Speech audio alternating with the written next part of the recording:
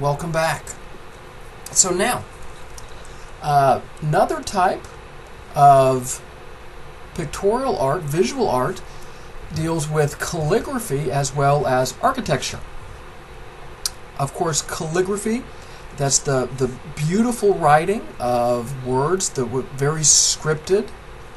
And the reason why we have calligraphy is from age-old belief, really, really old, is that beautiful words should be written with beauty.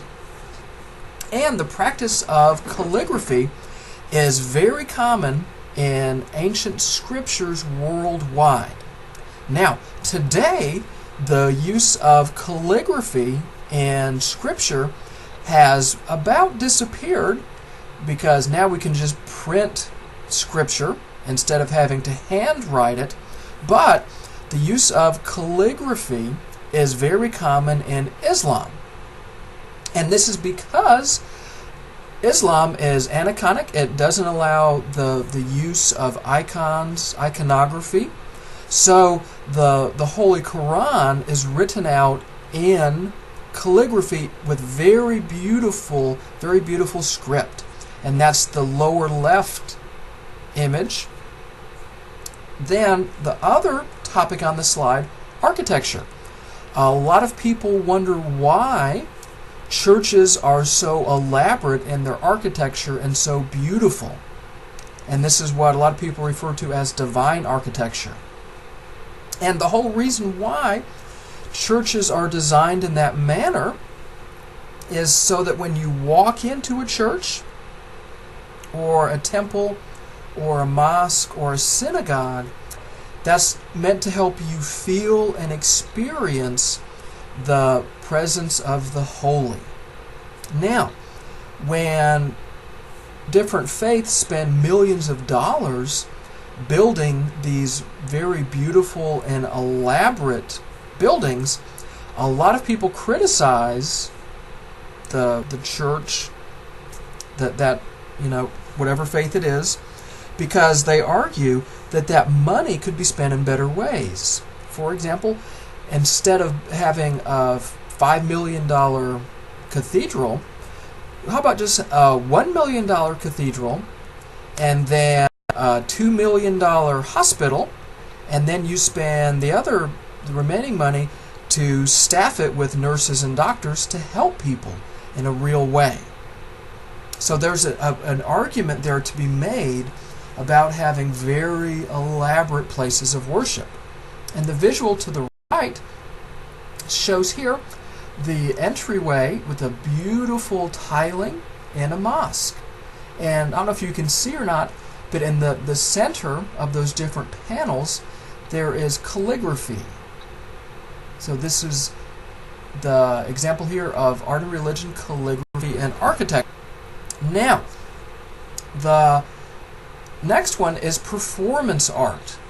And performance art, this is often called liturgical dancing. And there's many churches today in America that have praise dance ministry. This would be an example of performance art.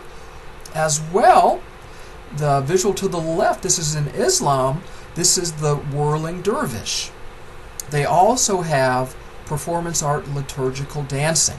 So now, as we recap to try to kind of connect everything, if we reflect upon this chapter and then the previous chapter, what's the connection?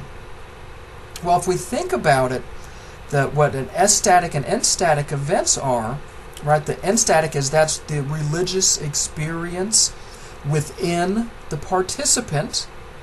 Then, as it moves outward and you share it with other people, then it becomes S-static. So, if you think about it, the role of music, right?